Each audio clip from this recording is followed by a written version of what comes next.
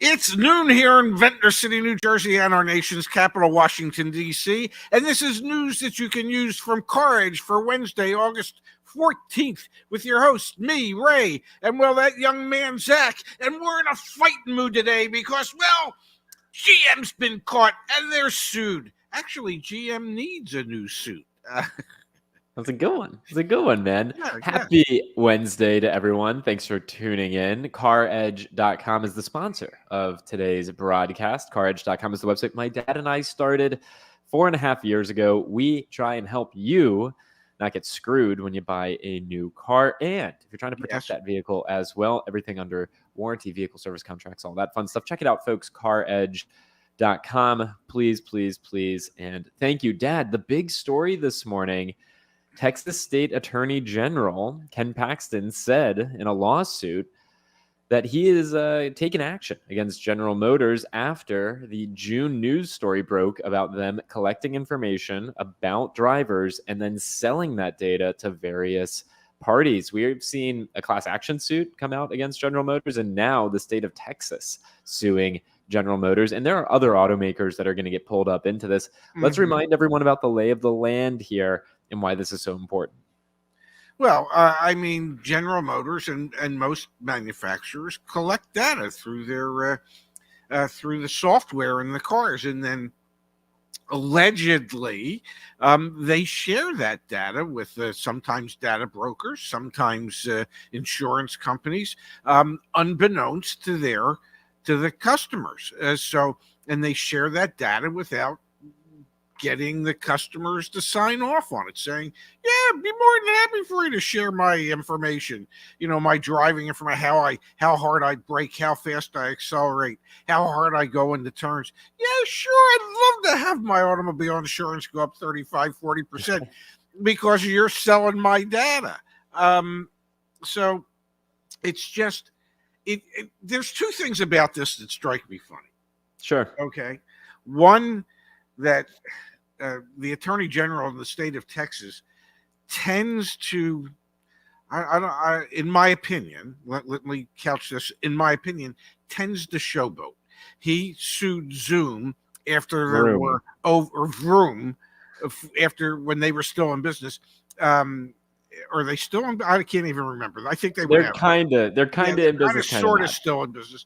He sued Vroom after there were in excess of 5,000 consumer complaints filed in the state of Texas. It took the magic number of 5,000 people to get him off his ass to do something about it and then make a big political statement about how they're going after these people. Yep. This is the same gentleman who recently beat back an impeachment charge when the state of Texas tried to impeach him for some of his actions and activities. So I find it funny that after all this time, and this dates back to as far back as 2015, that suddenly this becomes a hot button issue for the Attorney General of the state of Texas. So you think, Dad, I just want to get this straight. You think this is a story more about this gentleman than about what GM has done to millions of drivers? I think it's both. I think it's a timely political prosecution, and I think General Motors has in fact been collecting this information along with other automakers out there and sharing customer data unbeknownst to the customers. And this started, they said in 2015 with dealers signing the customers up for OnStar. And OnStar was great. If it was free, people, would take the free trial. And then the take rate for the people that after they would have to start paying for it, the take rate was about 5 to 6% of the people that had said, yeah, sure, I'll pay for it and continue it. But let's face it, our personal data is our personal data, and unless we sign something that says we'd be more than happy for you to share that with others and profit off of that, yeah, I think General Motors should do something about that. Should it be this suit from the state of Texas? Who knows? But it's going on. It's a big story this morning. The fact that we have not only a class action suit, but also Yes. now an individual state. But anyway, let's switch gears, Dad. But If that's okay with before you. we switch gears, there was I sent you the article, and Mhm. I highlighted something that I thought was quasi buried in the article. Can you bring that portion up for me? Let's go to it, Pops. What are we looking for here? Scroll down, slow down. Let's see. Paxson said the practice of dealers to subject unwitting customers who had just completed the stressful buying and leasing process into believing that enrolling in its OnStar diagnostic process products, which collected the data, was mandatory. But here's the part that I like, that he's stating that buying or leasing a car in the state of Texas is stressful. Why is it so stressful? Is it so stressful because, well, the dealers are violating consumer laws, the way they advertise? Because in the state of Texas, it was okay for dealers to say in the state of Texas, we'll sell you the car, but you've got to finance it through us. Is that something that should be a fair legal practice in the state of Texas? So my point here is, if you're going to go after GM, clean up your own damn house. Clean up everything that's going on in your state. Try and actually protect your constituents and the consumers that live in the state of Texas, instead of just grandstanding when it seems reasonable for you to do. Take care of your constituents, damn it. I'm done. All right. I want to switch gears. Earlier in the show, thank you, Stephen. We appreciate the kind contribution. Yesterday, picked up my 2025 individual BMW M440xi with CarEdge negotiating lessons in hand. I got the OTD 8% below MSRP from Charlottesville BMW, who's now part of the CarEdge network. Thank you. I'm really glad to hear that you were able to accomplish that, Stephen. Well done. Yes. Congrats on the new ride. Yes, and the individual BMW M440iX. I mean, that will be a magnificent and fun-filled car to drive. We've got here from Hey, it's Bill. Thank you. Hey, it's Bill. Will my insurance company discount my policy for slow and safe driving based on the data? Probably not. Should swing both ways. Yeah. But don't insurance companies have products that they can attach to your car that would instantly notify the insurance company as to how safely you drive? And aren't these things allegedly offered to you so that it can actually impact your insurance rates, and that once they understand just how safe a driver you are, that they will indeed lower? Isn't that part of their marketing nonsense that some of these, I mean, it is, isn't it? Yeah, definitely. That's a product that they market. Are they really doing it? Who knows, man? Thank you, Baron. Appreciate the kind contribution. It's stressful everywhere because dealers suck. I think that is accurate. Now, I want to switch gears. I'm getting away from this data stuff. I always have mixed emotions when we talk about it. Let's go to new vehicle sales incentives climb higher in July, according to Kelley Blue Book. Did you see this, Dad? No, I did not. This is our favorite chart, folks. I'm going to zoom in on it, and we'll zoom in even more in just a second. Oh, my God. Look at that. They're almost touching. They're almost touching. We are looking at, on the yellow line, what you're seeing on the yellow line here is the incentive spend for new cars as a percentage of the average transaction price of new cars that sold. And the blue line is the average transaction price of new cars.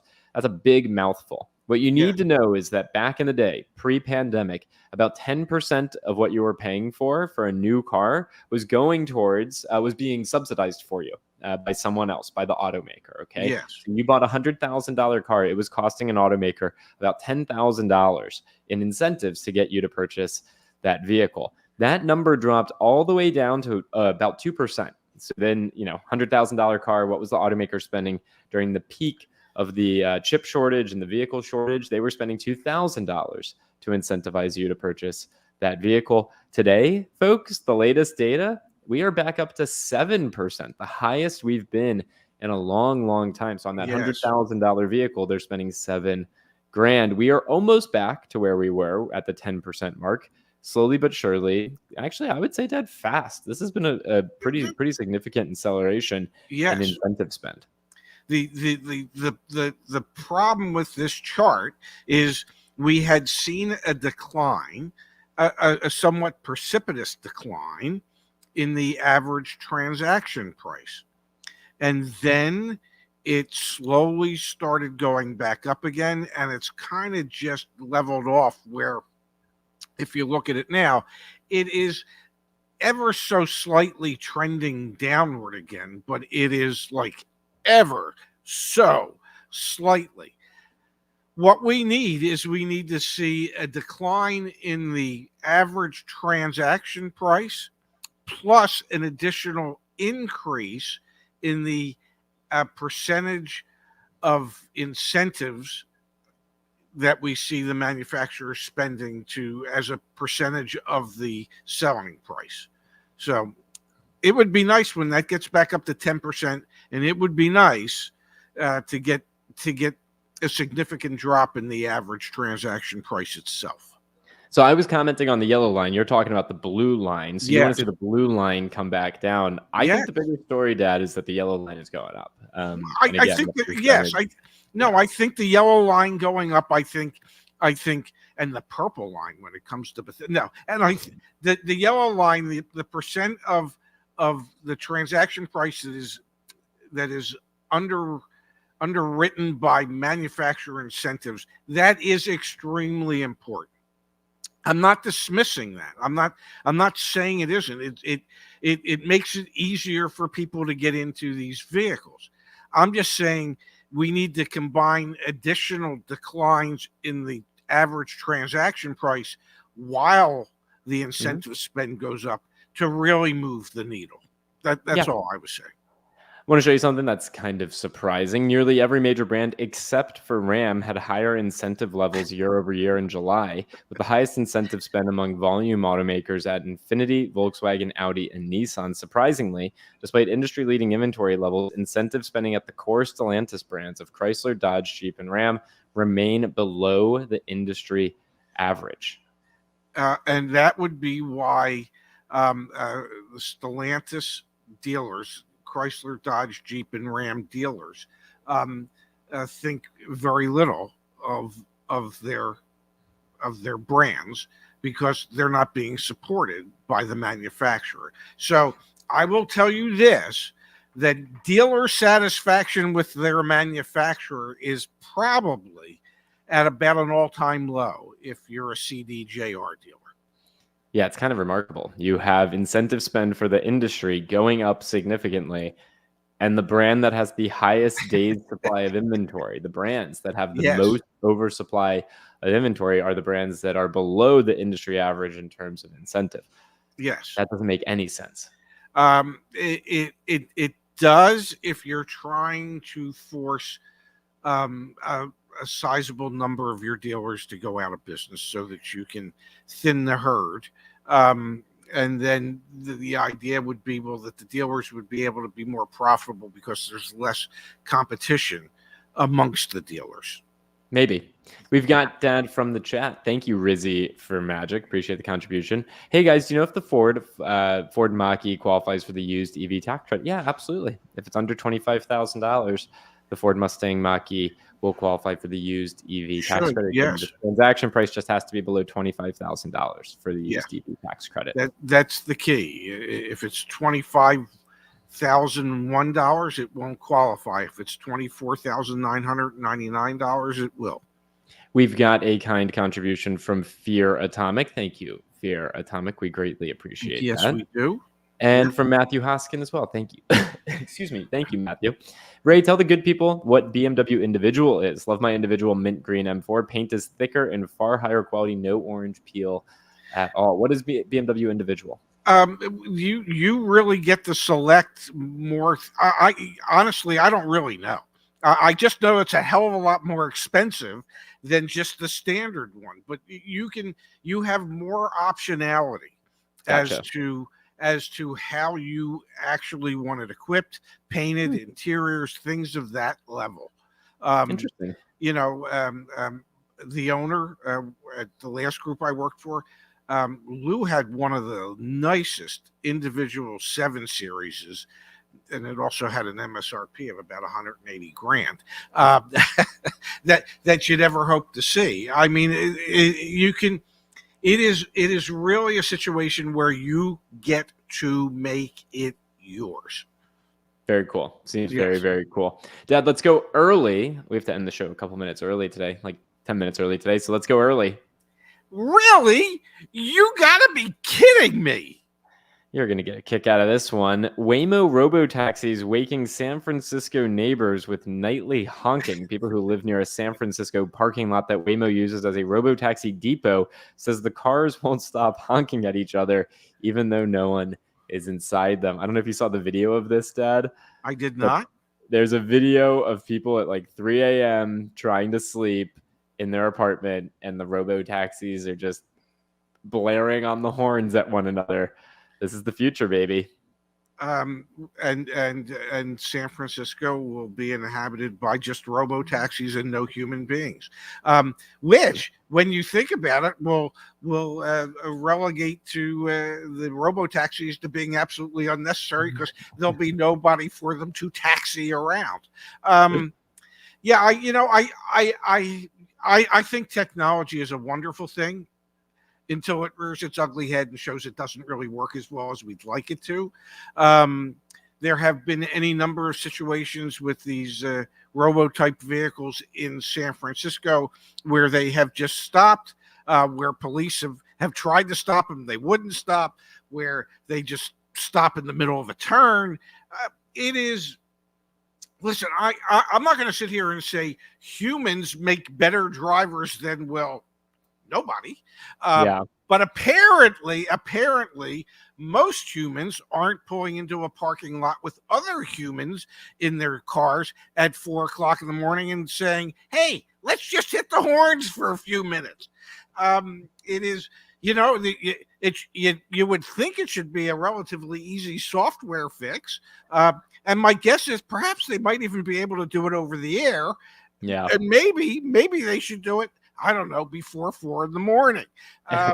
It is. Dad, let me share a little bit more with you. A software engineer, Sophia Tung, whose bedroom overlooks the lot, has set up a round-the-clock live stream with music she calls, quote, lo-fi Waymo hip-hop radio, self-driving taxi depot shenanigans to relax, study to. Her YouTube channel also has clips showing some of the driverless gridlock her camera has captured in only a few days. Tung told The Verge that she'd enjoy watching the cars maneuver themselves if only they'd cut out the honking. Quote, it's at bleeping 4 a.m., she says at the end of one video, sounding exhausted. Help. It is. No wonder I'm not going to San Francisco. I don't That's think all so. I'm going to say. When the population gets down to 0, then Hey, another really, you've got to be kidding me, close to home. New Jersey auto dealers sold unroadworthy vehicles in Pennsylvania, AG says in lawsuit. Dad, this is a case of a used car dealer selling vehicles as is that were not roadworthy. You got to be careful. Excuse me, got to be careful out there. If you're buying a used car, get a pre-purchase inspection, and shame on any dealer that's selling a vehicle that's not roadworthy. That's worst nightmare. Yeah, you would. I believe part of, at least in Pennsylvania and Maryland, and I'm pretty sure in New Jersey, cars have to pass state inspections. And what a state inspection is to make sure that they are roadworthy and that there are no safety issues. Part of state inspections is looking at tire tread depth, brakes, how much brake life is left, things of that nature, cracks in wind. So for somebody to sell a vehicle that's not roadworthy, I mean, go find a different form of way of taking advantage of people, but don't put them into something that could, I don't know, ultimately kill them if they get involved in an accident because the vehicle wasn't roadworthy to begin with. It just, and Bad. and I get that the people that are buying these kind of cars, they're it's probably the car of last resort. It's the only chance they have of getting some mode of transportation. But probably an e-bike would be better than some of this stuff. I mean, No, you shouldn't be. You shouldn't be selling cars that aren't roadworthy. That is, yeah. yeah, the state. Yeah. Anyway, all right, Dad. I've got to end the show early today. I'm taking the train to meet you in Philadelphia this afternoon. Again, friendly reminder: if you want to support us, or if we can help you in any way, CarEdge.com. We have the car search. We've got our car buying and leasing service, our car buying toolkit, which includes dealer invoice price for all new vehicles. If you need to sell a car, go to CarEdge.com. And we have our protection plans as well as all the research materials back there for you. Dad, I'm going to get a boogie on over to the train station. I don't want to miss my train. I don't want you to miss your train. I'm going to pack up here so that I can drive to Philadelphia and pick you up at 30th Street Station in Philadelphia. So I get to spend the day and in the evening and then all day tomorrow with you. So we'll be back here tomorrow from our nation's capital, ladies and gentlemen, at noon Eastern, 9 Pacific time. Chew on out of there, buddy.